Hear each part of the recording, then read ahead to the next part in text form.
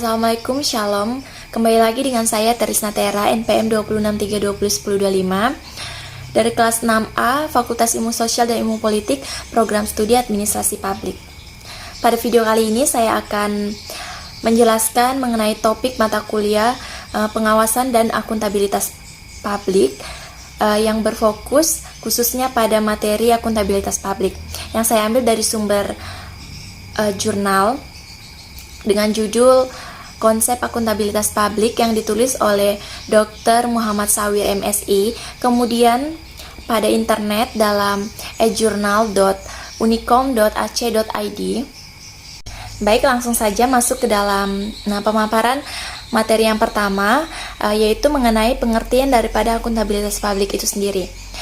Yang dimana saya menarik dari pengertian para ahli. Yang pertama, menurut Mahmudin tahun 2013 halaman 9 menyatakan bahwa akuntabilitas publik adalah komitmen pemerintah untuk mengelola sumber daya publik, melaporkan dan mengungkapkan segala kegiatan dan aktivitas yang berkaitan dengan penggunaan sumber daya publik kepada masyarakat.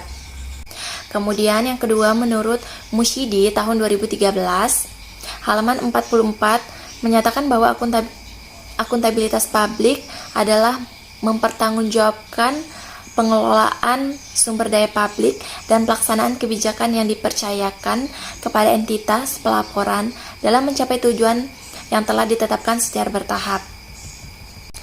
Kemudian masuk ke dalam materi yang kedua, yaitu tujuan daripada akuntabilitas publik. Berdasarkan pengertian akuntabilitas publik yang sudah saya paparkan sebelumnya, akuntabilitas publik bertujuan untuk memberikan pertanggungjawaban kepada masyarakat terkait pengelolaan dana dan sumber daya publik yang digunakan pemerintah untuk meningkatkan kinerja pemerintah. Materi selanjutnya yaitu mengenai dimensi atau ukuran akuntabilitas publik. Menurut Mahmudin tahun 2013 halaman 9 terdapat 5 poin dalam dimensi atau ukuran akuntabilitas publik. Poin yang pertama yaitu akuntabilitas hukum dan kejujuran, di mana poin ini merupakan akuntabilitas lembaga publik yang berkaitan dengan kepatuhan pemerintah terhadap hukum dan peraturan dalam menjalankan kegiatan pengelolaan sumber daya publik, dan kejujuran pemerintahan dalam menjalankan kegiatan pengelolaan sumber daya publik dan penghindaran penyalahgunaan jabatan.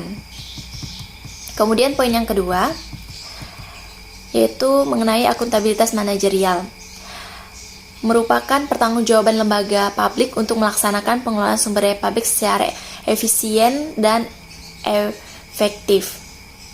Kemudian yang ketiga yaitu akuntabilitas program, merupakan evaluasi mengenai tujuan yang telah ditetapkan dapat dicapai atau tidak, dan memberikan alternatif program yang dapat memberikan hasil yang optimal dengan biaya minimal. Kemudian poin yang keempat yaitu mengenai akuntabilitas kebijakan, yaitu merupakan pertanggungjawaban lembaga publik atas kebijakan yang telah ditetapkan dalam pengelolaan sumber daya publik dan memperoleh manfaat serta dampak atas kebijakan tersebut.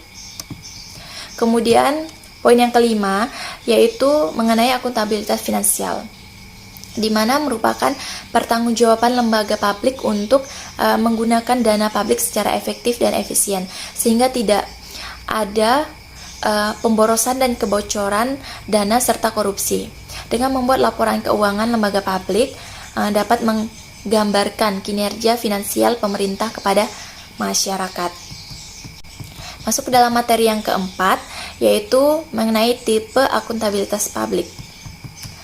Akuntabilitas publik dibedakan dalam beberapa macam tipe, sebagaimana dikemukakan oleh Nisjar tahun 1997, yaitu yang pertama akuntabilitas politik, kedua ekonomi, ketiga hukum.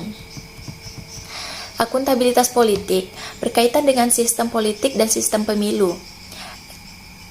Sistem politik multipartai dinilai lebih mampu menjamin akuntabilitas politik pemerintah terhadap rakyatnya daripada pemerintahan dengan sistem politik satu partai. Kemudian yang ekonomi. Akuntabilitas keuangan atau ekonomi artinya adalah bahwa aparat pemerintah wajib mempertanggungjawabkan setiap rupiah uang rakyat dalam anggaran belanja yang bersumber dari penerimaan pajak dan retribusi. Kemudian hukum. Sedangkan akuntabilitas hukum ini mengandung arti bahwa rakyat harus mendapatkan keyakinan bahwa pemerintah dapat bertanggung jawab secara hukum atas segala tindakannya. Organisasi pemerintahan yang pada praktiknya telah merugikan kepentingan rakyat dengan demikian harus mampu mempertanggungjawabkan dan menerima tuntutan hukum atas tindakan tersebut. Kemudian materi yang kelima yaitu mengenai jenis-jenis akuntabilitas publik. Menurut Mardismo tahun 2015 halaman 9 menyatakan bahwa akuntabilitas publik dibagi menjadi dua jenis, yaitu yang pertama akuntabilitas vertikal atau internal, merupakan pertanggungjawaban atas pengelolaan dana kepada otoritas yang lebih tinggi. Misalnya pertanggungjawaban unit-unit kerja atau dinas kepada pemerintah daerah kepada pemerintah pusat, dan pemerintah pusat kepada MPR. Setiap petugas publik, baik individu maupun kelompok, secara bertahap memberikan pertanggungjawabannya kepada atasannya mengenai perkembangan kinerja atau hasil pelaksanaan kegiatan secara terstruktur maupun sewaktu-waktu diperlukan. Kemudian yang kedua yaitu akuntabilitas horizontal atau eksternal. Ini merupakan pertanggungjawaban kepada masyarakat luas. Setiap lembaga negara baik pemerintah daerah maupun pemerintah pusat untuk memberikan pertanggungjawabannya atas semua amanat yang diterima dan dilaksanakannya untuk diberikan kepada masyarakat. Berikutnya materi yang keenam yaitu tahap-tahap akuntabilitas publik. Menurut Abdul Halim tahun 2007 halaman 21 yaitu yang pertama pelaporan, merupakan keharusan pemerintah yang harus dilaksanakan untuk mempertanggungjawabkan dan melaporkan hasil kinerja pemerintahan dalam mengelola dana publik.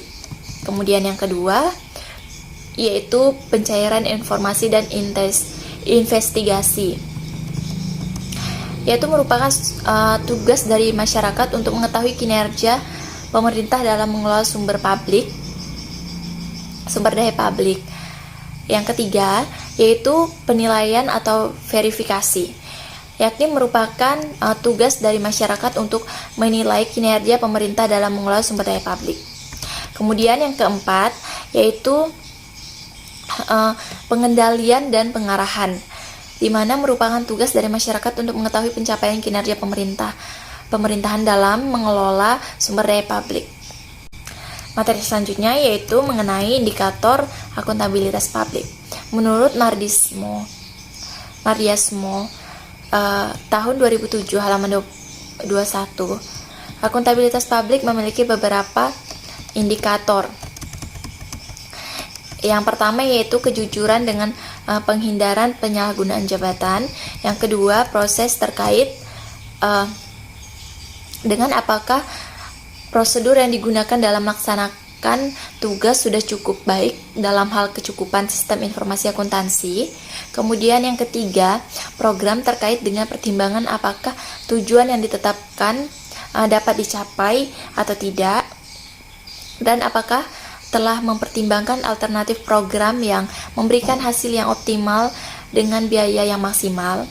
Kemudian yang keempat yaitu kebijakan terkait dengan pertanggungjawaban pemerintah baik pusat maupun daerah atas kebijakan-kebijakan yang telah diambil pemerintah terhadap DPR atau DPRD dan masyarakat luas.